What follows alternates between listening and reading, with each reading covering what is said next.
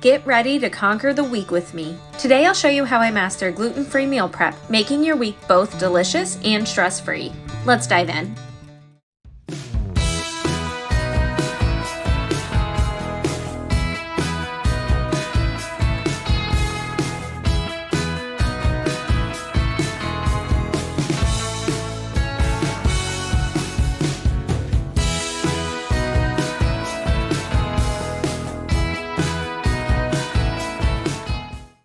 Hey, I'm Sharon McCaskill. I'm a registered dietitian nutritionist, and I help you live gluten-free without the stress. In today's video, we're going to do some meal prepping. I know you probably have some ideas about meal prep.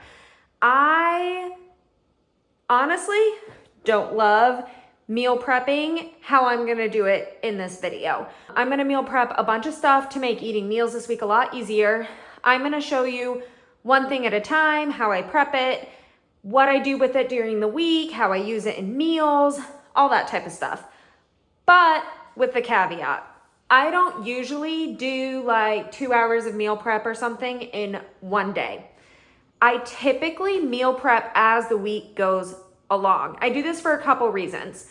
First of all, if you meal prep everything on Sunday, most of it is probably not good anymore by the time you get to the end of the week. And I don't know about you, but for me, hitting that end of the week is when I'm like exhausted and I even have less desire to do things than I do on like Monday or Tuesday. I just, on the weekend or on one day, don't really feel like taking a whole 2 hours out of my day to do meal prep, especially if I had to do my grocery shopping and everything else too. Honestly, that's just too much mental stress for me. So what I normally do, and I'll talk about this as I'm prepping the stuff I make, is while I'm making dinner, I think about what type of thing am I making with dinner right now that I can double or triple, which will help me with my meals throughout the rest of the week. So if meal planning, meal prepping kind of overwhelms you like it does with me, think about it that way. When I'm meal prepping, I am not thinking ahead as to whole meals I'm going to eat that week. I do not prep a full meal in my meal prep to eat on like Tuesday night and another full meal to eat Thursday night. My brain just is not going to work that way. Instead, what I do is I think about the components of a meal.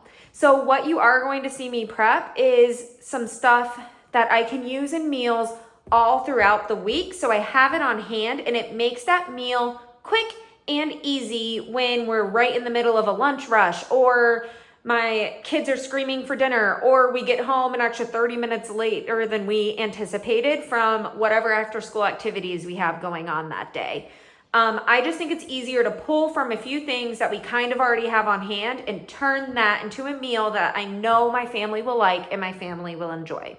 The other mistake that I think people make when they try to meal plan for the first time and do meal prepping is that you make a whole bunch of stuff and then you still have to make lunch or you still have to make dinner after you do all your meal prepping.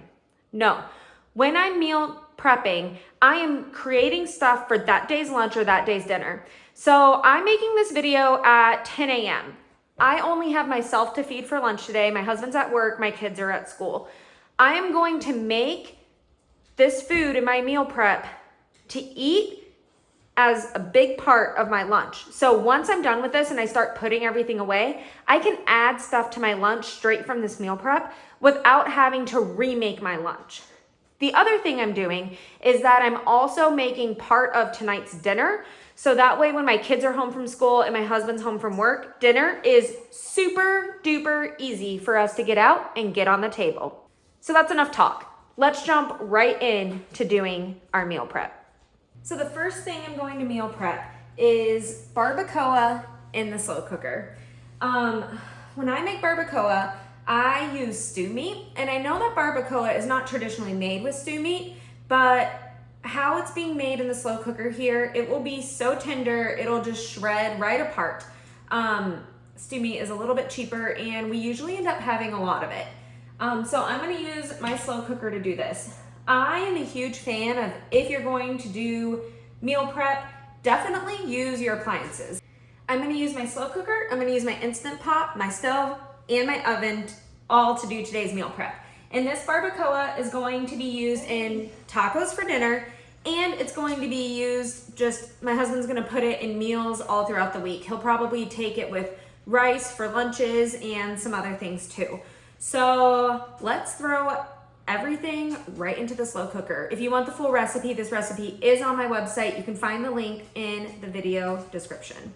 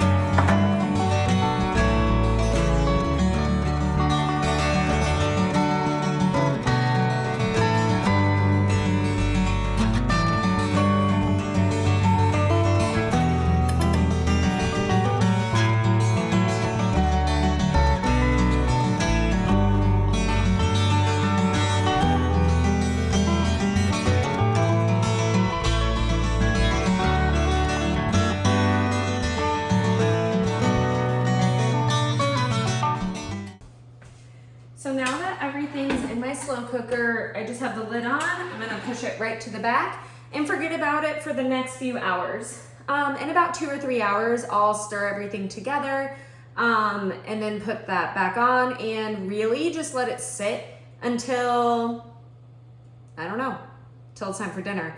This will take about 6 to 8 hours on low. You really wanna cook it on low, not high. Low is really going to make it much more tender. So while this cooks, I'm gonna start prepping some of my other stuff.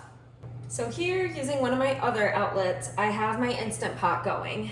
I'm gonna use my Instant Pot to prep 2 things today. The first is going to be to steam up some yellow potatoes. If you are not steaming up potatoes at the beginning of the week and you like potatoes and you eat them a lot, you're missing out. Potatoes take a really long time to cook in the oven, I think. And so this is something I actually do a lot for meal prep. This week I'm gonna steam up 6 potatoes probably. I'm gonna steam them in here. They're gonna get really soft, really buttery, and then I'm gonna let them cool, put them in the fridge, and use them for the next 3 or 4 days just to have on hand for quick meals.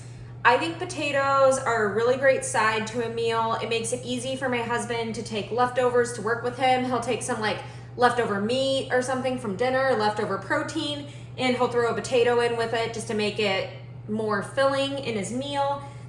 Pre-cooked potatoes make for really easy and quick French fries. You can slice them up into wedges, or you can even dice them into like breakfast potatoes and air fry them.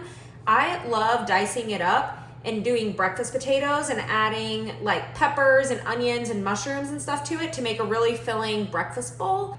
Another little piece of food science that I think is really cool, and one reason why I steam potatoes ahead of time for my husband, is that when you pre-cook potatoes, you let them cool and then you reheat them, some of the simple sugars in potatoes actually turn into starch, which is really good for your digestion of sugars.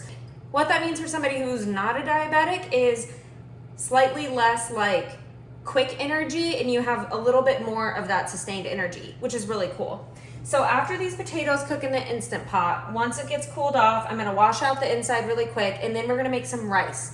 And the cool thing about cooking rice and then reheating rice is the same thing. It also takes some of those simple sugars and turns them into starch. So for rice and potatoes, that's really cool. Yeah, so to do potatoes in the Instant Pot, all we're gonna do is use our steamer, insert, put it in there, put about a cup of water in the bottom so it doesn't burn. Take our scrubbed potatoes, make sure they're all about the same size so that they cook evenly. I'm gonna do 6.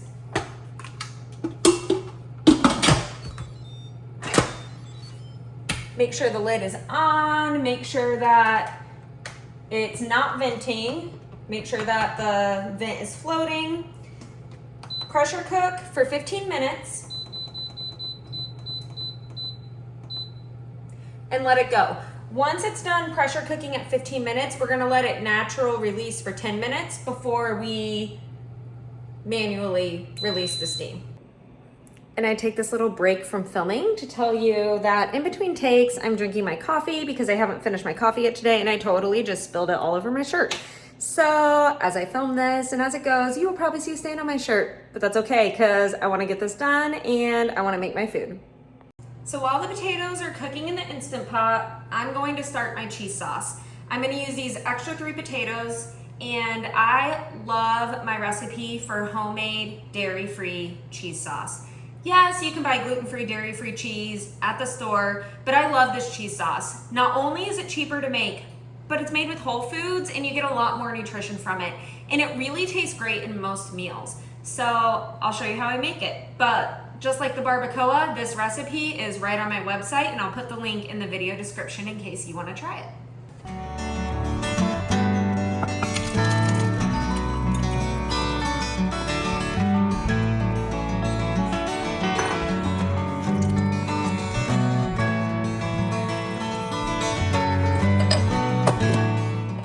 So while the potatoes are boiling in the cheese sauce, while the potatoes are cooking in the Instant Pot, while the crock pot's going, I'm gonna whip up some pumpkin muffins. These will be kind of a pumpkin apple-y muffin. They're gonna be really delicious, but I have some leftover pumpkin to use up.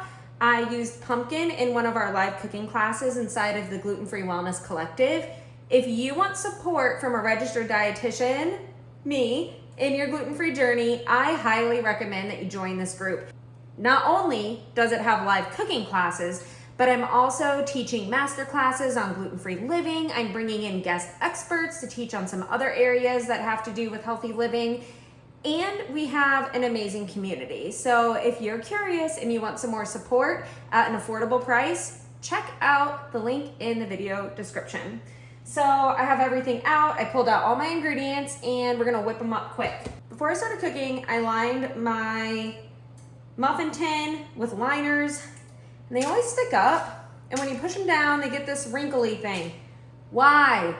Why does this happen every time I use liners? Like, am I using the wrong pan? What is it? If you know, please comment and tell me, because, like, is there something better I should be using? I don't know. This is like a personal thing. Drives me nuts. Let me know if you have the answer.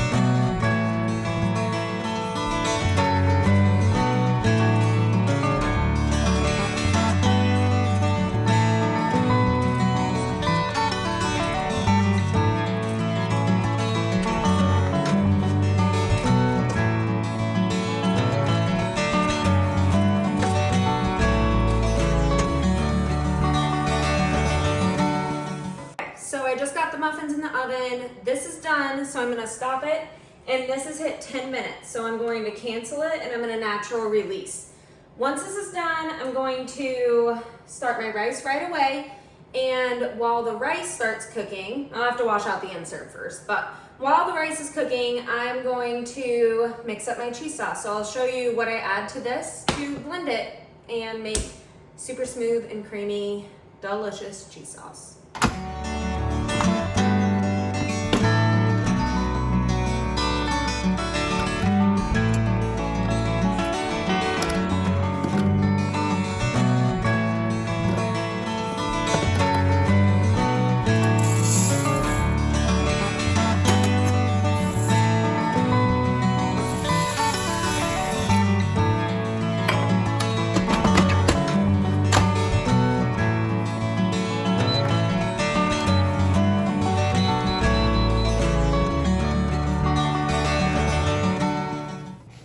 So my rice is now cooking and my muffins are almost done. So all I have to do is blend up my cheese sauce. A few things to know. First of all, I'm using a NutriBullet.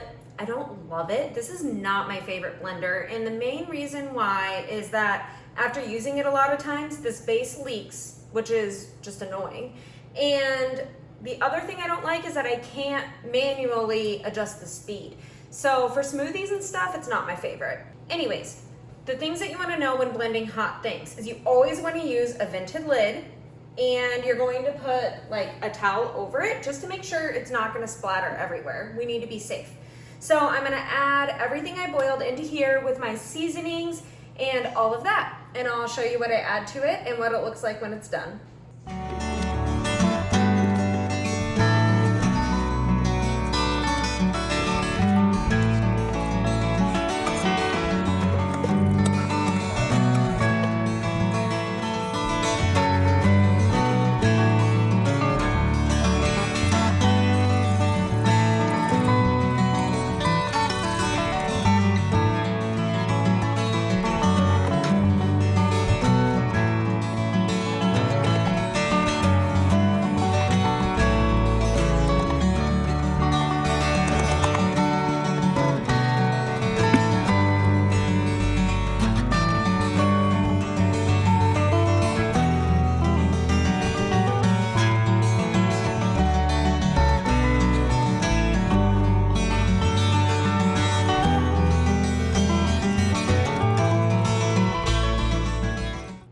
So while I was blending that, my muffins finished, they're golden, they're perfect. My rice is almost done. If you can see the timer on there, it has 5 minutes of natural release. It needs 5 more before it's done. And I'm gonna take that rice out and put it in something separate immediately. Otherwise, sitting in that warm thing, it's gonna continue to stick around on the sides. And if you can see my time, it is 11:59. I started this video a little bit after 10 o'clock and I made potatoes, muffins, barbacoa is in there and it's gonna be ready for dinner. I made cheese sauce,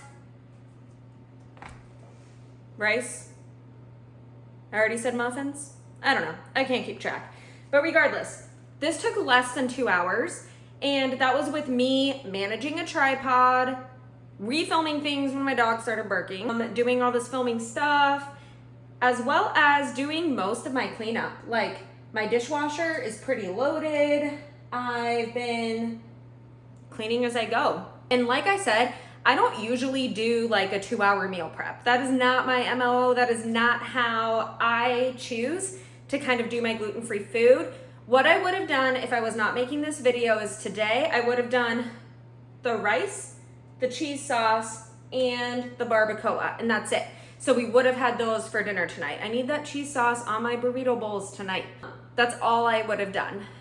And then tomorrow probably I would have steamed the potatoes and had those for lunch with my cheese sauce. Since it's all done today, I am going to take probably 2 of those steamed potatoes, slice them up, do a microwave steamed bag of broccoli, add that to the potatoes, and add some of this cheese sauce on top and eat that for my lunch once I get all of this stuff cleaned up. I totally wouldn't have made muffins today if I wasn't making this video, but I did have that to use up. I probably would have waited till my kids came home tonight. This is one of the rare nights that we don't have after school activities. So I probably would have made that with them tonight because they love to bake. If this is the type of thing that you're interested in, if you want to learn more about cooking on a gluten-free diet, how to make your gluten-free lifestyle just meld into the lifestyle that you already know and love from before you went gluten-free, be sure to subscribe for more content. If you want to see more of a normal what I eat in a day, feel free to check out that video. I have some of those. I also have some special holiday prep videos and stuff like that. So if you love cooking, you love gluten-free, be sure to check out some of my other options. If you want help adjusting to a gluten-free lifestyle, be sure to join the Gluten-Free Wellness Collective. I love this community and I love interacting with all of you in it. So don't forget, you can totally live gluten-free with confidence and without the stress.